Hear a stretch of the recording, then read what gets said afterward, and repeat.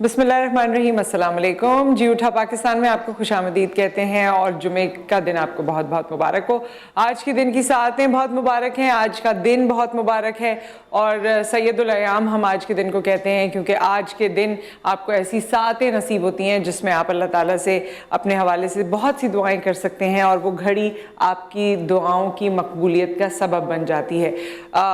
بڑی تیز آواز مجھے یہاں اسٹوڈیو میں بھی اپنی آ رہی ہے۔ خیر،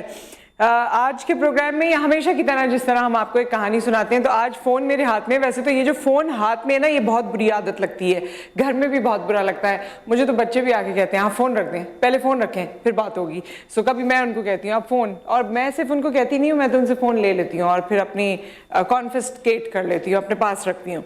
بہرحال آج کے پروگرام فون اس لیے میرے ہاتھ میں ہے کیونکہ آج کے پروگرام کی جو سٹوری ہے وہ میں آپ کو ویسے اپنے الفاظ میں نہیں بلکہ پڑھ کے سنانا چاہتی ہوں۔ And thank you for sharing Aamir Malik, آپ بڑی اچھی اچھی سٹوریز شیئر کرتے ہیں، اس طرح باقی لوگ بھی آپ چاہیں تو ہمارے پیج پہ بھی جو جی اٹھا پاکستان ہے فیس بک کا، وہاں پر بھی سٹوریز شیئر کر سکتے ہیں، پرسنلی بھی مجھے سینڈ کر سکتے ہیں میسنجر وغیرہ پہ، تاکہ اچھی سٹوریز ہوں گی تو میں انہیں شیئر کروں گی آن ایئر۔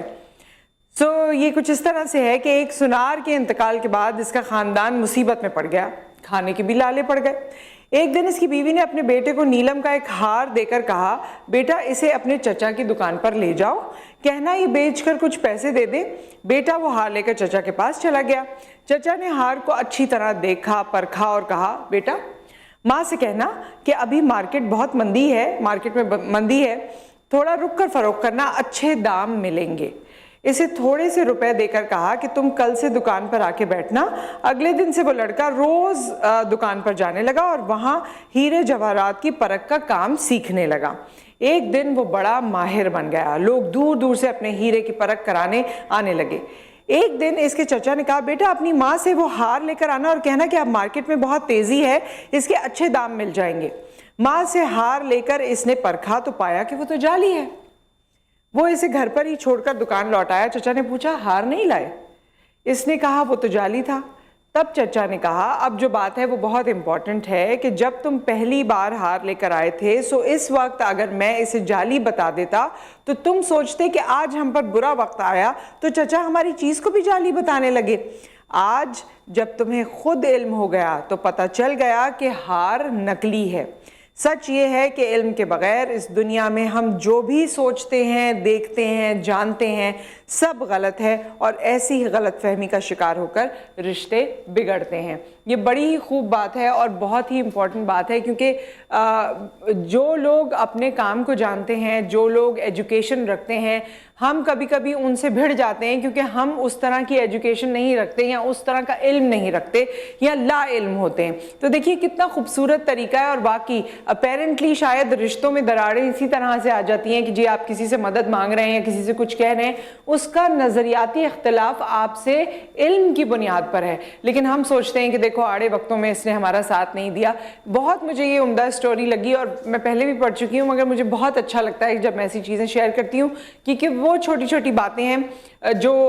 ہمیں سیکھنی چاہیے۔ آپ دیکھیے پچھلے دنوں جب ہمارے پاس امیگریشن کے حوالے سے گیسٹ آئے تھے اور وہ بتا رہے تھے کہ ملک سے باہر جانے کے لیے کون کون سی چیزوں کی ضرورت ہے، تو انہوں نے ایک بہت امپورٹنٹ بات کہی تھی کہ پاکستانیوں میں جو چیز لیک کرتی ہے وہ ان کا یہ شعور یا ان کا یہ جو رجحان ہے نا کہ اپنے آپ کو بہتر کرنا ہے، جو میں کل تھا اس سے بہتر آج ہو جاؤں، اس سے بہتر کل آنے والے کل ہو جاؤں، یہ شعور یا یہ بیداری ہمارے یہاں کم ہے۔ ویسے اس کے لیے میں تنقید نہیں کرتی اپنے لوگوں پر کیونکہ ہمارے لوگوں کے اور بھی مسائل اور مصائب اتنے ہیں اور کہتے ہیں کہ جب پیٹ خالی ہو، جب ذہن میں پریشانیاں بہت ہوں تو پھر انسان اپنی بہتری کے بارے میں اس طرح نہیں سوچ پاتا۔ بہرحال جہاں جہاں ہمیں موقع ملے ہمیں اپنے آپ کو بہتر انسان، پچھلے دنوں سے بہتر انسان یا پچھلے دنوں سے زیادہ بہتر علم رکھنے والا ضرور بنانا چاہیے۔ اسی لیے دین میں بھی علم کی اتنی اہمیت کو اجاگر کیا گیا ہے۔ ایک بریک آ گیا، بریک کے بعد جب ہم واپس آئیں گے تو آپ کی ملاقات علم سے تعلق رکھنے والے، ہنر سے تعلق رکھنے والے اور پاکستان میں وہ تمام جواہر، وہ تمام نگینے موجود ہیں جس کے لیے پوری دنیا